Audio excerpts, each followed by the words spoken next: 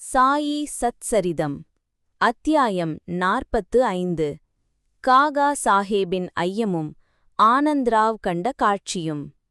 பாபா மறைந்த பின்னரும் அவரது புதியதான லீலைகள் நடைபெற்றன, இன்றளவும் நடைபெற்று வருகின்றன. இவை பாபா எப்போதும் வாழ்ந்து கொண்டிருக்கிறார் என்பதையும் அவர் தம் பக்தர்களுக்கு முன்னைப் போலவே உதவி கொண்டிருக்கிறார் என்பதையும் தெளிவாக்குகிறது. எவனொருவன் பிறர் மீது குறை கூறி குற்றம் கண்டு குதர்க்கம் செய்கிறானோ அவன் என்னை உள்ளத்தில் துளைத்து காயம் ஏற்படுத்துகிறான். ஆனால் எவன் கஷ்டப்பட்டு பொறுமையுடன் இருக்கிறானோ அவன் என்னை மிக அதிகமாக சந்தோஷப்படுத்துகிறான் என்று பாபா அடிக்கடி கூறியதில்லையா? பாபா இங்கனம் எல்லா ஜந்துக்களிடமும் ஜீவராசிகளிடமும் வியாபித்து அவைகள் பாலும் எல்லா திசைகளிலும் சூழ்ந்திருக்கிறார். எல்லா உயிர்களிடத்தும் அன்பைத் தவிர வேறெதையும் அவர் விரும்புவதில்லை. இத்தகைய புனிதமான அமிர்தம் எப்போதும் பாபாவின் திருவாயினின்று பெருக்கெடுத்து பாபாவின் புகழை அன்புடன் பாடுபவரும் அதையே பக்தியுடன் கேட்பவரும் ஆகிய இருவரும் சாயியிடம் ஒன்றாகிவிடுகிறார்கள்.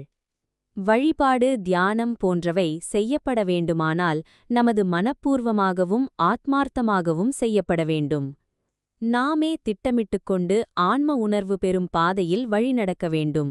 உண்மைக்கும் மாயைக்கும் இடையில் நாம் பேதம் கண்டு இகபர இன்பங்களையும் பொருட்களையும் துறந்து புலன்களையும் மனதையும் அடக்கி முக்தியை அடைவதில் மட்டுமே விருப்பமுள்ளவர்களாக இருக்க வேண்டும்.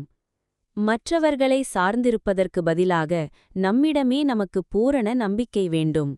பேதங்கள் உணர பயிற்சி செய்ய தொடங்கும்போது உலகம் ஒரு மாயை என்றும் நிலையற்றது என்றும் அறிந்து கொண்டு உலக ஆசைகள் குறைந்து முடிவில் சொந்தபந்தமற்ற நிலையை நாம் பெறுகிறோம். அநேக தடவைகளில் அடியார்கள் மேல் கொண்ட அன்பினால் எது நம்முடையதோ அது நம்மிடம் இருக்கிறது, எது மற்றவனுடையதோ அது அவனிடம் இருக்கிறது என்று பாபா அடிக்கடி கூறினார்.